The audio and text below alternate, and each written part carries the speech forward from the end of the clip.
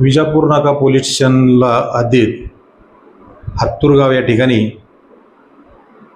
एक महिलेला तिच्या पतीने मारले असा आम्हाला फोन आला।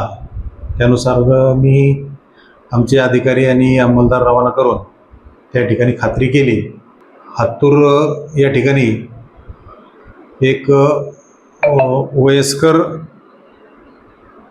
पत्नी वय 61 वर्ष आणि तिचा पती वय 69 वर्ष यांच्यात सतत पत्नी शेतात येत नाही या कारणावरून वाद असायचे आणि त्यांच्यात सतत भांडणं होत असायचे। तर घटनेच्या दिवशी अमावस्या असल्यामुळं सदर महिला ही नैवेद्य दाखवण्यासाठी शेतात गेली होती आणि तिचा पतीसुद्धा तिथंच होता। त्याला दारूचं व्यसन होतं। त्यांनी त्या दिवशी रागाच्या भरात त्यांचे तिथं काय वाद झाला, त्यावरून तिच्या डोक्यात फरशी मारली असं आम्हाला गेल्यानंतर खात्री झाली। मग त्याला आणून अटक केलं।